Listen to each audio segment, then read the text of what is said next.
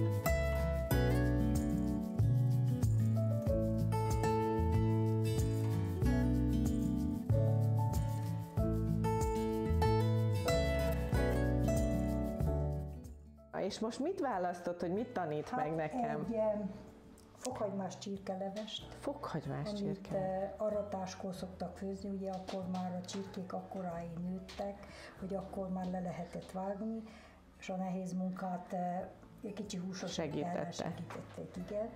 És akkor korán felköltek, korán oda tették, amíg elkészülődtek, mert az aratás 10 előtt nem kezdő, vagy nem dolgoztak. Száradjon föl. Száradjon föl a igen. harmat, és az addig meg is főtt az a fiatal csirke, és az hidegen is annyira kihűlt, hogy csak langyos, tiszta hidegen is meg lehetett enni, és egy jó tartalmas ebéd volt. Vitték magukkal? Igen.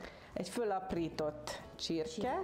Kevés zöldség, sárgarépa, peterzselyem, fokhagyma. Jó sok fokhagyma, ez van 2-3 fej? 3 fej. Igen. És amikor félig megfőtt, akkor teszünk egy pár kanál rizset hozzá, és egy kicsi habarást csinálunk. Tejfölös habarást. Tejfölös és teljes, igen. Teljes leves? Teljes, igen.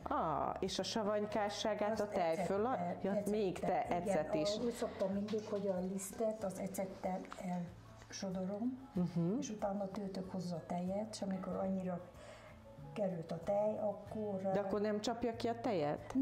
Nem. A liszt miatt? A liszt, nem. Ez egy olyan öregasszonytól tanultam ezt a trükköt, hogyha a lisztet ecettel elsúroljuk, akkor nem csapja ki a levesbe sehol. Ezt köszönjük szépen! A savanyleves az általában tejföles, vagy teljes, és azt ecettel csinálják, és az ecetet elsúrolja. Liszttel, akkor nem áll össze a tej? Nem. Nagyon köszönöm ezt a tippet. Igen, ezt parancsoljon. egy öreg asszonytól tanultam. Mert tőlük lehetett legtöbbet tanulni, ugye? Igen. Tehát víz. Még töltünk egy kicsit. Jó.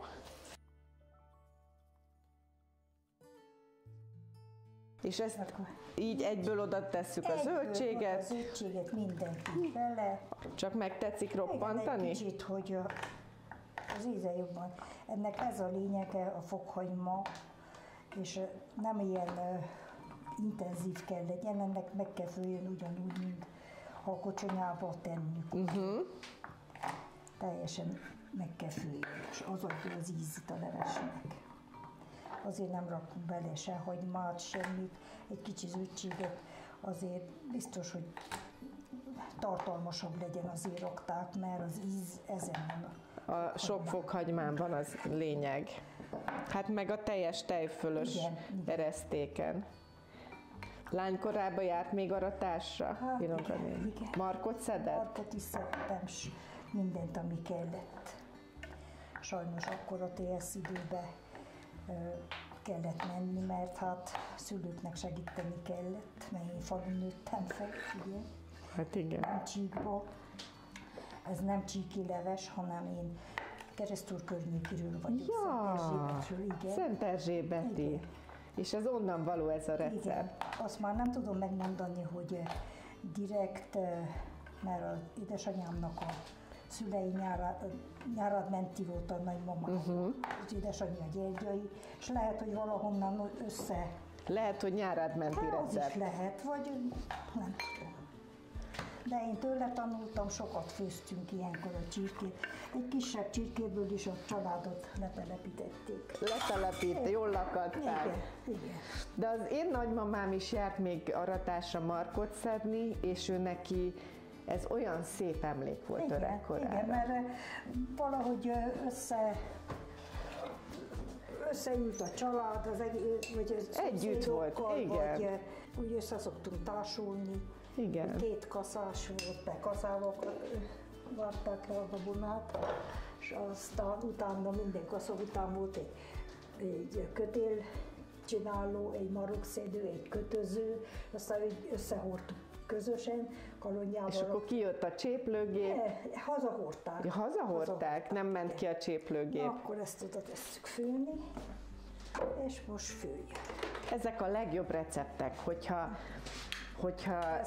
nagymamákat kérdez az ember, akkor minden, ha húsos, ha nem húsos étel, az a legjobb benne, hogy kevés dolog van vele, mert nem volt több idejük. Igen. Kevés hozzávaló, hihetetlen finom, és tudták végezni a dolgukat mellette. A krumplilevest is úgy csinálom mindig, hogy megcsinálom először a rántást, és utána feltöltöm, utána rakom a krumplit belé, nem fő szét, úgy tanultam édesanyámtól. Igen. És az ő oda tette, mire ő elvégezte a dolgát, reggel kész volt már az ebéd. Igen.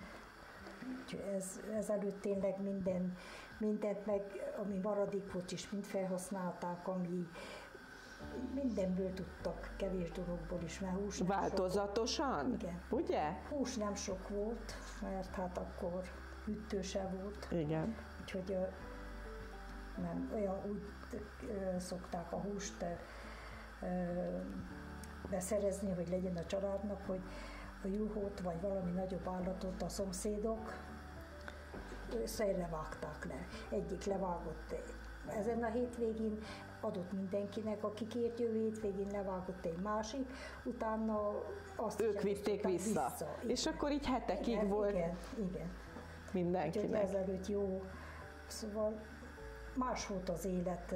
És sokkal jobban együtt éltek az emberek, ugye? Sokkal, igen. Egymásra voltak utalva, jóba is voltak, összedolgoztak, ha házat kellett építeni, oda ment az egész utca.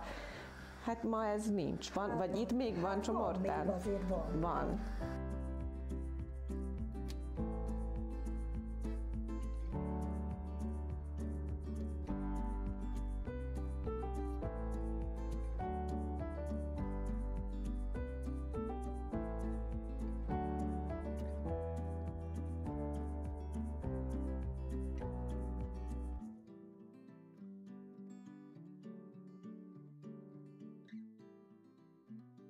Na, hogy áll a levesünk? Leves, megfőtt a rizsünk. Most egy evőkanálnyi lisztet elsodorok egy pici ecettel, egy evőkanálnyival körülbelül.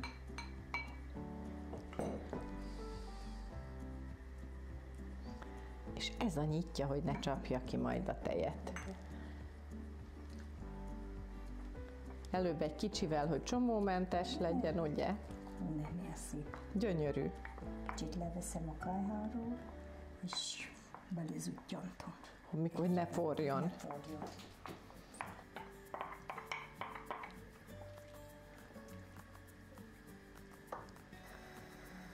Van olyan leves, amiben nincs ecet, ami nem savanyú? Hát van. Igen? Hát ilyen csirkeragú levest, vagy zöldséglevest főzök, csak magára abban nem teszek ecetet. Akkor van sok leves. Húsleves. Húsleves. Na, kiforraljuk, és kész.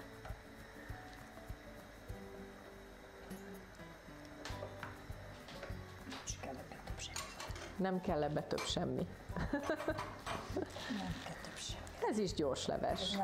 Igen, de és sokszor így, amikor öreg tyúkot vágok, akkor is, amikor nem olyan kövér, hogy húslevesnek van, akkor is ilyen főzök, de az sokáig kell főzni. Azt tovább kell főzni.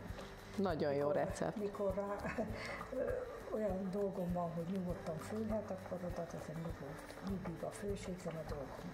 Én szoktam reggel oda teszem, megyek hátra gyomlálni, mikor eljöttem meg a főre, és utána készítem meg. Nincs holt idő. Ja, hát sokszor nincsen. Van, amikor van, hát nem azt mondom, hogy állandóan robotolunk, hanem azért magunknak is megadjuk. És mi a pihenés?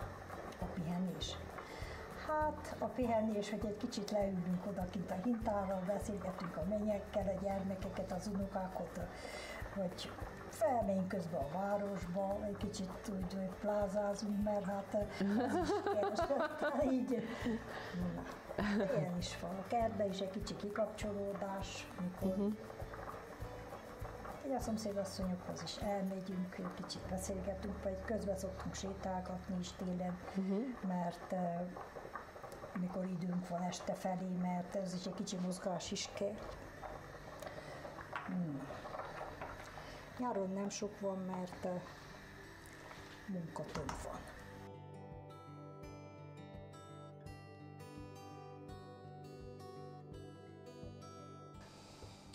De jó illata van ennek, Ilonka néni. Szép húsvegyű, de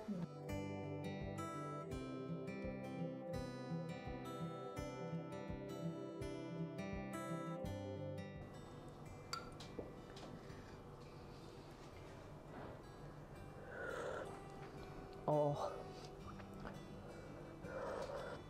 Isteni. örvendek, hogy hiszik. Ó, de finom. Jó, hát ezt nem lehet kibírni. Tűzforró, annyi. A tűzforró, igen. De valami egészen elképesztő íze van. Most így azért van nagyobbba vágva, mert hát ugye nem, mindenki elvette kettőt, és akkor az már egy jó adag. Így van. De csontos kell legyen, nem csirkemell, hanem csontos hús, hogy a csontból is fog. Hát annak van jó íze. Igen.